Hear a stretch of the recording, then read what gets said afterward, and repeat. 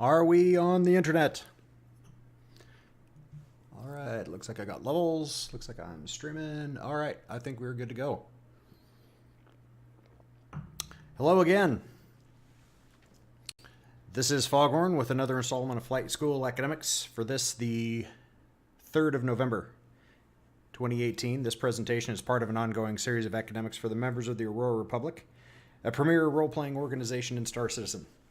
If you are new to the Aurora Republic or visiting for the first time, let me start by saying welcome. We are glad to have you with us and would love to hear more from you if you would like to hear more from us. We are a lawful good organization focused on roleplay, exploration, and social interaction, and are currently active in recruiting on Spectrum and Discord. Tonight, I suspect we may have out in our viewing audience. We had a few guests from Odin today that we talked to. Alistrom, Karupa, Korimer, and Doc Whiskey. If you guys happen to be listening in, it was great talking to you and meeting all of you. And if you're listening in, well, welcome. Would always glad to have you guys with us. Some rules of engagement before we get started. We are streaming this video on Twitch, so please remember that there's an 8-second delay from whenever I say something before it comes out over the stream. And if you are monitoring both Discord and the Twitch stream, I would suggest that you mute in Twitch so that you're not hearing my voice twice, as once is probably plenty.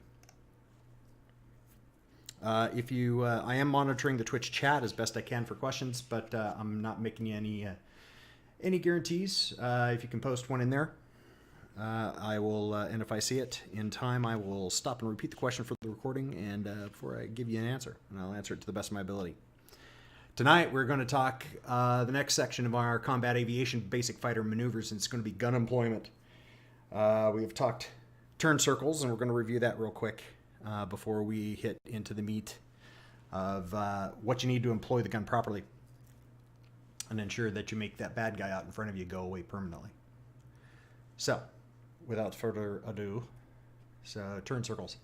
Review, very quick review on turn circles because we've gone this over the last 2 or 3.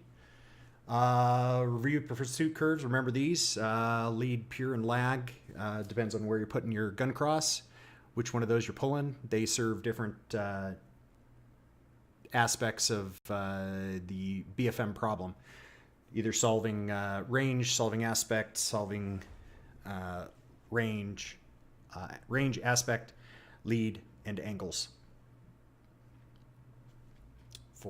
That's what you use the pursuit curves for. You got to use those fluidly with each other. Remember that the vehicle you're driving, when you start pulling G's, is describing a turn circle in space. That turn circle shrinks as you slow down. It also shrinks if you pull harder, and vice versa. And do remember that as a typical BF engagement, as the spacecraft slows down, aerospace craft slows down, the center of that turn circle tends to slip across space to where the smaller turn circle is shrinking. I'm describing a J-hook pattern. Remember that you are maneuvering 3 dimensions, so with simple reorientation of the plane of motion with the roll, you can actually describe any portion of a sphere. To enter the bad guy's turn circle, you're going to be looking for a spot that's just inside and slightly behind of where he was when he started his break turn. Remember, if you're more than about 40 degrees off aspect, you might actually be a small check turn out before you get there to actually hit the proper turn circle entry. You're trying to get on the same turn circle and keep your turn circle aligned with his or very close thereof. Remember we talked about the consequences of an early or a late turn circle entry and what that ends up doing to the fight. If you go early, you could end up running out of turn capability. This is what we affectionately call the score corner, where you cannot continue to turn inside of the other guy, and he ends up being able to push you out of his turn circle in what's called a flight path overshoot. If you're late, what happens is if you get too far out there, you've given him too much room to continue, and you haven't threatened him with the nose enough that they can bend the thing around and perhaps even turn around and point at you, which is bad. We call that losing. All right, so there you are. You've properly used the different pursuit curves and energy management techniques that we've been talking about, you've solved angles, you've solved range, you've solved aspect, and there you are, you found yourself into a weapons employment zone, the primary weapons employment zone, so you can get in and use the gun. So now what are those requirements? And all the entire discussion right there is those three things. You see range, plane, and lead. You're going to hear it over and over and over again. So there's three requirements for you to even be able to hit somebody with bullets or laser beams or whatever it is that's coming out of your weapons. The first one is you got to be in range. Yes, I know Star Citizen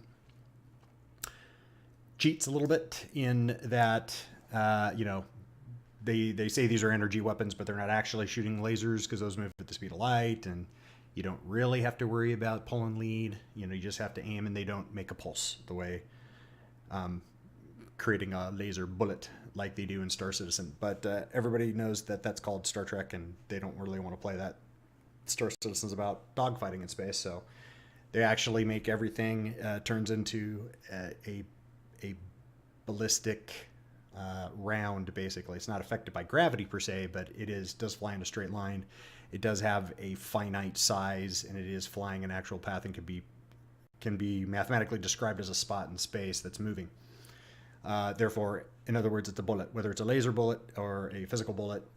That is what's being modeled. So therefore, it has a maximum range, and at that maximum range, if you're outside that maximum range, you're just the weapon, the round isn't even getting there. So first thing you got to do is you got to get in range. So you can solve all of those BFM problems, but if you solve them way, way, way out behind the guy where you're not even within range, you're just fooling yourself. You're not even really in the guy's turn circle. The second one is in plane.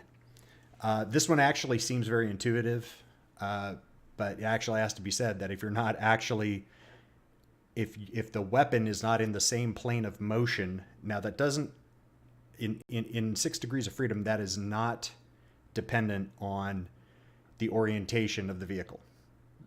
The movement of the weapon needs to be in the same plane of motion as the movement of the target. That does not necessarily mean that the target's motion is necessarily going to be where his or her nose is pointing.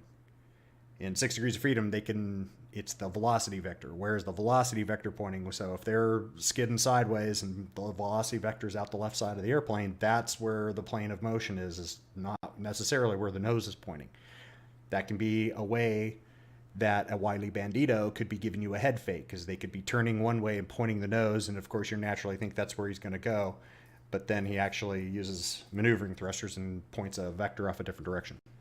And that's kind of what I was trying to draw in 2 dimensions here. On a 2-dimensional surface, try to draw what's happening in 3 dimensions, where the bandito and the attacker does not actually have the weapon in the plane of motion of the bandito, and therefore that ends up generating a miss, as you can see. And the last one's in lead. These weapons have a time of flight, even the energy weapons in Star Citizen. So the energy weapons behave more like a bullet than it does like a laser. And it actually has a time of flight. Now, they're different than the ballistic weapons, but they still have a time of flight, which means that you cannot aim where the bandit is. You have to aim where he's going to be. That's called pulling lead. Anybody who's hunted and never tried to shoot at a running deer has learned that lesson about where to, or if you're a bird hunter, then or shoot clay pigeons or any of that sort of stuff, you know the importance of aiming out in front of the target so that it runs into your shot and therefore is destroyed. In this scenario, our poor attacker here, who aims exactly where the bandit is when he pulls the trigger, as it takes the time for the bullet to fly the time of flight, the distance to get there. If you aim where he was at, then the bandit's actually going to be out beyond that, and your weapons are actually going to end up going out behind him, which is why you actually have to pull lead. Okay, so those are the 3 requirements. If you're out of range, if you're out of plane, if you're out of lead, if you're not in lead, then by definition you're going to miss. Okay, where's my button? There we go. Okay, so in real life, the computer system actually helps assist the combat pilot with that. If you have some sort of a sensor lock on the target, in this case, it's being shown you here from the Mighty Mighty F-16, which would be a radar lock on the other target, then the fire control computer actually, now that it has a sensor on the other guy, can actually take into account the target's motion, the platform, your airplane's motion, and then they also knows the trajectory of the bullets. Because of, the Coke bottle glasses scientists and research and folks have done all of these tests, and they know exactly how that particular round for your airplane flies. So they can take all three of those things, target motion, platform motion, and the trajectory, into account. Now, here in real life, the F-16 and pretty much all 4th and 5th generation fighters use what's called a lag pipper. This gun cross up here is actually where the gun is aimed. But this little circle down here is known as the death dot. That pipper right there is the actual calculated aim point. So to shoot this F-16 out in front of me, I would have to fly my airplane until that pipper sits on top of him like my little laser pointer is, and that's when I would squeeze the trigger. And as long as he doesn't jink or do something in the time of flight of that bullet, then that's where those bullets will go. What this is showing me in this situation is at a radar range of 3,000 feet, that when the bullets pass 3,000 feet, they will be right there in space. So as you can see, me putting the gun cross right on him or very close to him and squeezing the trigger, I would miss by quite a bit. It would go way behind him. I would have to pull my nose up, pull the gun cross way out here probably, so I can get that circle right on top of him, and that's how I would squeeze the trigger and then you employ the gun. But I have good news for you.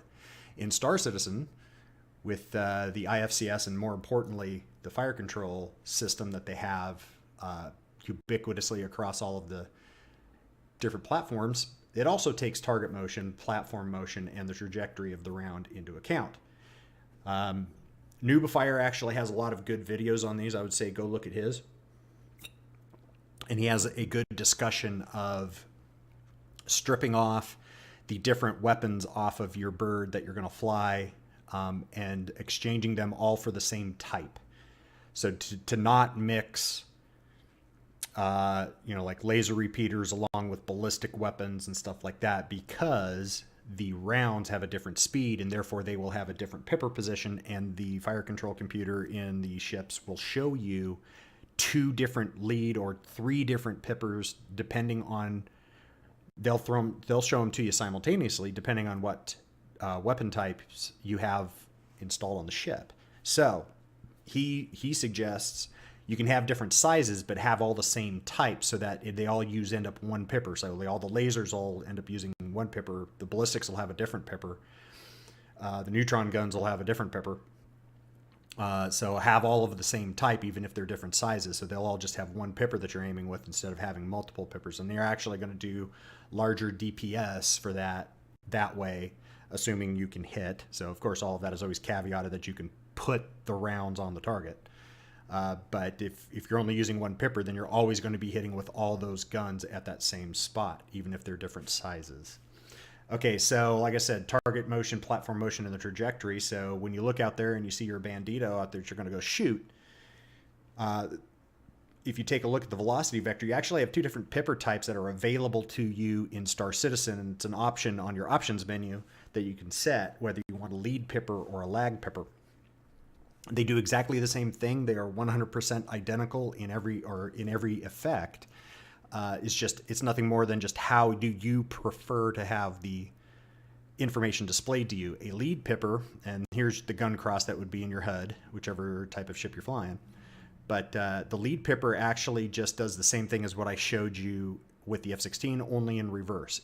With your sensors locked on your target, it calculates and it's going to put this circle out here in front of him, basically along his velocity vector. It won't necessarily be out in front of his nose, okay? Because if his velocity, if he's doing some sort of scooch sideways, he's doing a sway maneuver and he's thrusting to his left in a left strafe. That's actually called a left sway. And he's doing a sway to the left, then that pipper is actually would be up here in orientation along the velocity vector where he's moving. Even though his nose is pointing that way, if he's moving that way, the pipper is actually going to lead on his velocity vector. So don't get fooled that it's just by the nose, or think if anything's broke if that bandito's nose is one way, but the pipper's showing off in a different direction, you got to take a look at what's the plane of motion, which will always be along the velocity vector. That lead pipper will be out in front at the right lead and corrected for his motion, your motion, and the trajectory of the round. All you do is put the crosshair in the circle and shoot. Okay, so that's what you're actually aiming at. Yeah, I might be sort of looking at that guy, but what I'm really looking at is I'm trying to fly this crosshair into the circle and shoot. The second type is a lag pipper, and this one is actually the default. I don't know why they defaulted it this way, why they thought lag would be the more popular and default, but it really doesn't matter. They work exactly the same. It's nothing more than how do you want the same information displayed to you.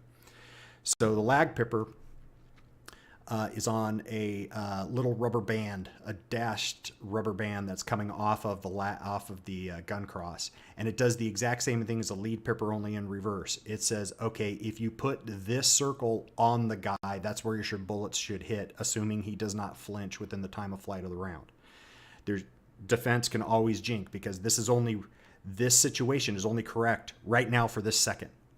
Both of these are only correct for right at this instant. If it takes 3/4 of a second for the bullet to come out of the gun and reach him, and he can move his spaceship far enough in X or Y or Z to get out from in front of that bullet in that 3/4 of a second, then even though you had this sitting right on the guy's cockpit, that's called a jink. He could jink out of the way during that time of flight. There's nothing you can do about that. That's not really a miss on you. You shot correctly. He was able to jink out of the way at the last second.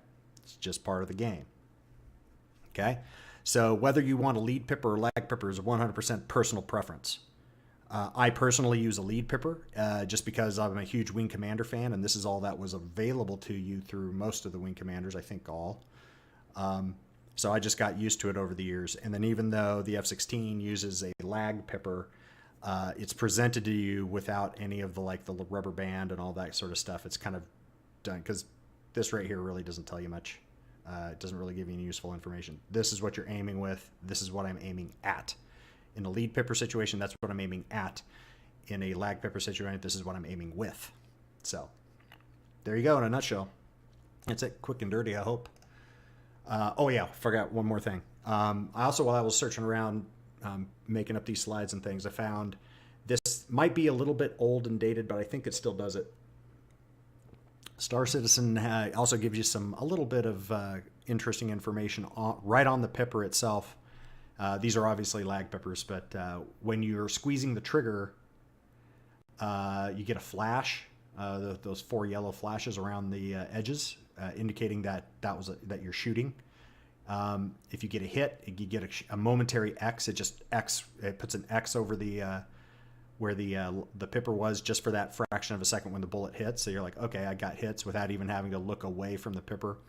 And then they usually give different pipper symbology depending on which kind of weapons. So if you see that pipper, doesn't necessarily mean it's a square. It could be, a circle. It could be a square. It could be a diamond. It could be a triangle.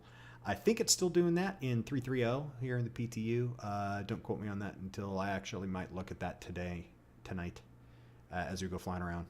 So anyway, there's additional information that they're giving right at the pipper without you having to look away. All right, so there's the big 3. You got to be in range. You got to be in plane. In other words, the weapon that you're shooting at needs to be in the same plane of motion as the target, and you got to be in lead, because everything in here is a bullet. Even if it's a laser, it's a bullet. It's mathematically modeled as a bullet. So it has to have time of flight to get there. So that's in lead. You have 2 options, lead and lag. Lag's the default, and it's totally up to you what you prefer. There is no right or wrong as far as which one. It's just personal preference. And that, as they say, is that. I will pause here if anybody wants to come up on Discord and unmute, ask a question, or post one in the chat. Alistrom's saying he likes lead for dogfighting and lag for attacking large targets. That actually makes a heck of a lot of sense to me. Sure. Ain't nothing wrong with that. Me personally, I'm still pretty far behind on getting switchology down, or I should say getting switchology mapped out to all of the buttons on my HOTAS so that I can switch things that quickly. But I pretty much am a lead pipper guy just because it makes, like I said, it just makes sense to me. I can do a lag pipper. We actually in F-16 school had to shoot with the old LCOS, lead computing optical sight, which is also a lag pipper, but it was nowhere as good as the new EEGS, the enhanced envelope gun system. And it used to be like, to be able to hit stuff with the old LCOS, really you really had to be experienced, proficient, practiced. You had to take up a Ouija board and have a little witchcraft and some voodoo to make it, to actually hit anything with it. And then in the mid 90s when they came out with the EEGS, that just made, and everybody who uses the gun in the Western world, it just made us super viciously lethal with the gun. I mean, it's such a great system. As far as, there's no difference in how the systems work other than how the information is presented to you. We actually don't shoot the dart anymore, the aerial target, in training. We don't have to go out and used to be a couple times a year. You have to go out with the LCOS, the old F-105 with a guy up in there would drive around. He would drag the dart about a quarter of a mile back behind the airplane, turn in, and then you'd go into the middle and try to shoot this thing. Not the airplane, the towed aerial target behind the F-105. And people would use up all the bullets in the gun and maybe or not get a hit. You know, I mean, it was really hard to use. And then when they came out with EEGS, if they send a 4-ship out to go try to shoot the aerial target, the first guy usually got to shoot. The first guy got to shoot. Nobody else ever did, because the first guy would literally, in the first squeeze of the trigger, would just shoot the dart clean off of the tow line. And it happened so often that they were like, well, this thing, the system's so good, it doesn't make any sense to make guys go out and shoot the dart, because, you know, first off, you're just wasting gas because 3 jets aren't going to get to do it. So only the first guy's going to get to squeeze the trigger, and it's so accurate. Just, okay, the dart's off the end of the tow line, and we just wasted 3 jets worth of the taxpayers' money for not the greatest training. It's even better air to ground. It's almost scary air to ground how accurate that thing is. So, all right, that's enough story time with Foghorn. If we don't have any other, lead all the way helps me track the target a lot easier. True statement. They actually both give you the same information. I also like the way the lead pip moves around as the guy moves his velocity vector around. It gives me a few clues as to what he's doing. The lag pipper does the same thing because it moves in the reverse direction. You know, the line swings around trying to get you to aim with that. So it's telling you the same information. It's all how it's presented and whether or not your personal brain, which one your personal brain likes. Mine likes the lead pipper, but I know there's a lot of lag pipper guys out there, and they all shoot just fine. So I'd go into virtual simulated space combat with them any day. Anywho, thank you guys for listening.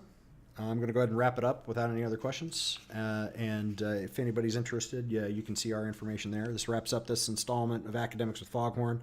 I hope you found it interesting and helpful. If you have any questions that I didn't answer, please feel free to contact me via email, Discord, Spectrum, or of course the comments section below for all of our YouTubers later.